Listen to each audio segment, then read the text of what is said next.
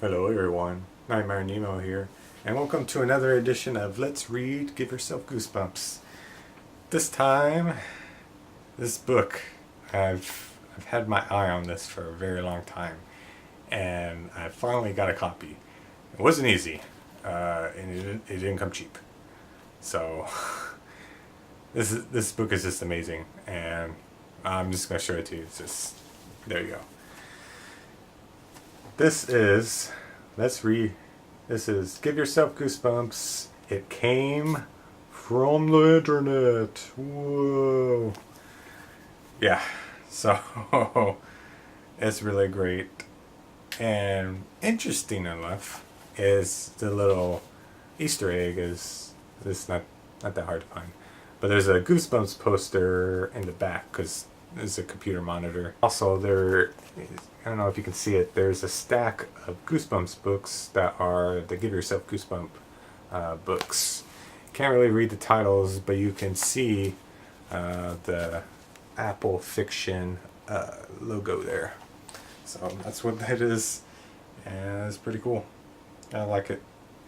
Surfing the net is fun until your web crawler spider leaps out of your screen and sinks his fangs into you. Now a computer virus is erasing your memory so fast you can't even remember your own name.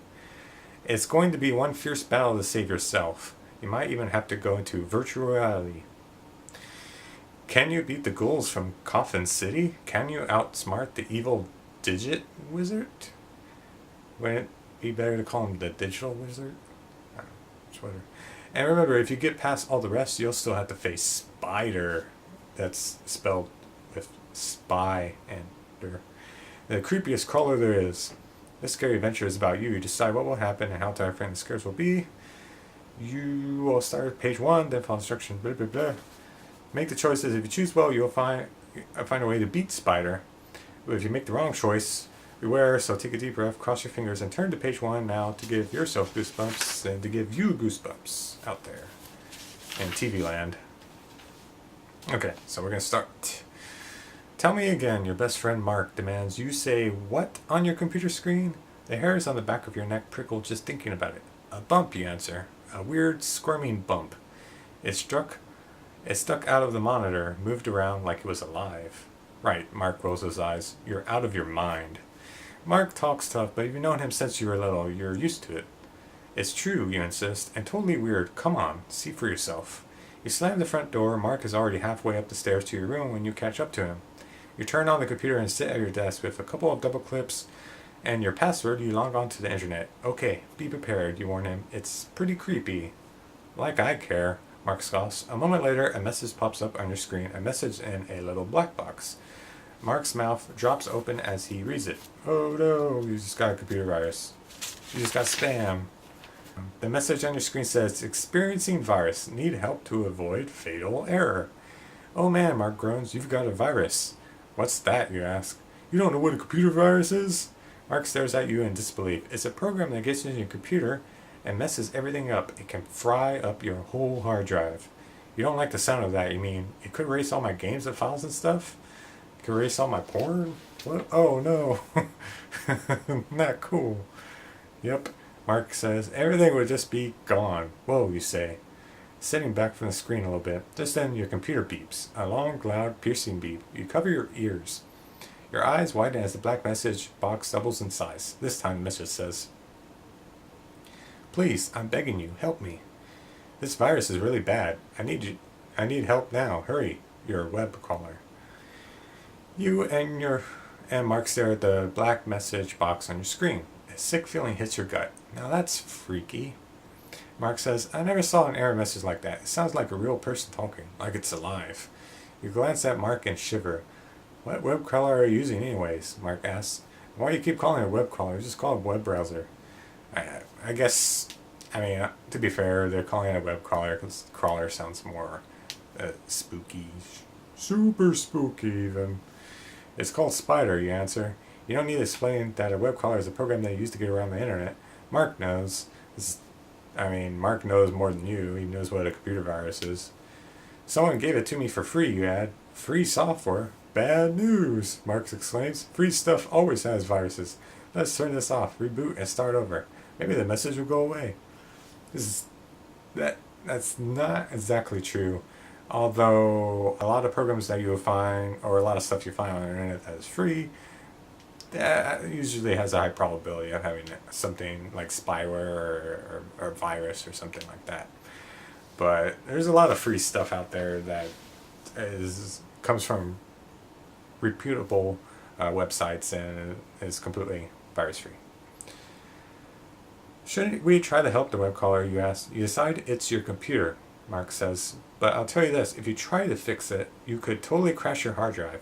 You think, maybe he's right. But the web caller is asking for help. So we have two options. Either one, we try to get rid of the virus, or two, if you don't dare mess with it, reboot on. So let's go ahead and try to get rid of the virus, because rebooting it's not going to help. You got a computer virus, restarting is not going to make it any better. That's like you just got like stabbed and you're just going to rub some aloe vera on it. Like, it's going to be alright. It'll heal by itself. I can't ignore that message, you declare. We've got to help the web caller. Fine, Mark says, but how? Good question. Great question. You stare at the screen slowly and another message pops up. It covers the first message, filling the screen. What are you waiting for? Help me now. Another message says, click here to continue.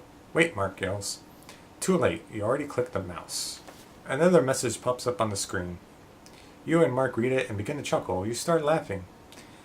First, and then Mark. Soon you both double over, screaming with laughter. This bug is killing me. Get a can of bug spray, will you? Open up your computer and spray your hard drive. Bug spray, Mark sputters. Man, oh man, somebody's got a sense of humor. But your computer starts to beep again. This time, it's even louder. Longer, louder, and more ear-splitting than before. And this time, it doesn't stop. You clamp your hand over your ears. Beep. It's so loud you feel as if your eardrums are going to burst. Ow, Mark screams, covering his ears and pulling out of the room. I'm out of here. But what should I do, you yell after him. Mark doesn't answer. What a great friend. He just abandons you at the first sign of danger. Yep. Mark races downstairs. In a flash, he's out your back door. Good lord. You're right behind him, but you stop in the kitchen and gulp down a few breaths. The beep is so loud it rattles the dishes in the sink. You have to stop that stupid noise. Should you pull the plug on the whole computer? That should make the beeping stop. Or should you do what the message says? Grab some bug spray and fumigate your hard drive? One thing's for sure, you gotta act fast before your teeth split apart from that awful beeping. Okay, so we got, once again, two options. You're gonna go for the bug spray, or you're gonna turn off the computer. I know logically, turn off the computer, right. But I can't help but the option to use bug spray on the computer. I can't resist. It's got to be hilarious. You grab a can of bug spray from under the kitchen sink. You grab a screwdriver, then race back upstairs to your room. Beep. Your head throbs as you unscrew the cover on your computer. You press the nozzle on the can. Clouds of white foam shoot out. You cover the whole inside of your expensive computer with insect killer, the hard drive, the memory chips, the motherboard. You hold your breath so you won't inhale any of the poison fumes. You hear a bunch of crackling noises as the electronic parts sizzle. A few sparks fly, then flicker out. Finally, a terrible beeping stops. Yes, you shout, pumping your fist in the air. Yeah! But the next sound you hear sends ice through your veins. That's probably bad. Your computer explodes! A voice calls your name. Who is it? The computer. But you killed it with the spray. You spin around. It's not the computer. It's worse than that. Oh. Mom? You stutter, trying to smile. Aren't you supposed to be busy at work? Mom stands in the doorway, staring at you, at your ruined computer. She does not look happy. What are you doing? She demands. That was a brand new computer. Do you know how much it cost your father and me? It had a bug, a virus, and you babble on about the error messages and the horrible beeping and how the computer told you to use the bug spray.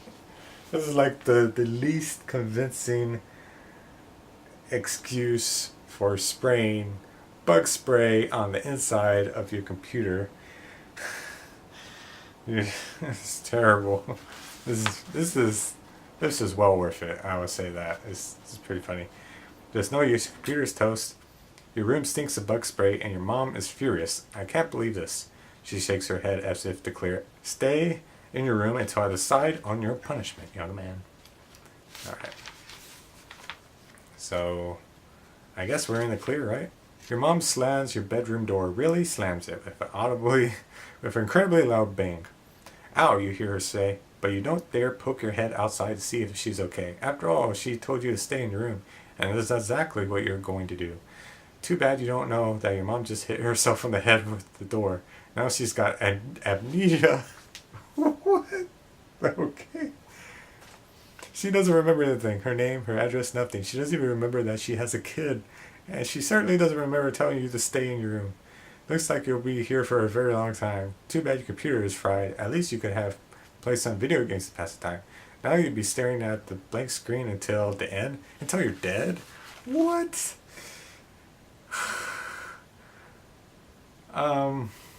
Okay. So, your mom gets amnesia from hitting herself on the door as she closes it. And she doesn't remember having a kid. And she doesn't remember telling you to stay in your room. So why don't you just leave your room? She doesn't know anything. Why would you just be like an idiot and stay in your room and stare at a computer until you die of old age? Okay, so we are going to give this another try. I forgot to mention the rules of Let's Read Give Yourself Goosebumps. I mean, you already know I'm reading this out loud to you guys. I'm given 2 attempts to get a good ending, and there's 20 different endings, and I think like half of them are like more than half of them are bad endings. So we're gonna give this another go. We only have one more attempt to get a good ending, and game over. So we're gonna go back to where we were. So instead of trying to get rid of the virus, we're going to just don't mess with it. We're gonna reboot the computer. So try that out. See where that goes. Alright, Mark, I'm game. Let's reboot and give it another shot. You boot up your computer again, everything seems normal. You log onto the internet. Instead of a message, a weird swirling image appears. What is that? Mark asks. I don't know, you answer as a face starts to form. The face of a hideous monster. 2 sharp pincers snap open and closed. Yellow pus squirts out of his mouth. Wait a minute, Mark shouts. What was that name of that web crawler you got? Spider, you answer. Then that means... That's your web crawler, Mark says. You grin. The monster is Spider. Cool, you punch in a few commands, so let's delete Spider, you say as you're typing. That should delete the virus, right?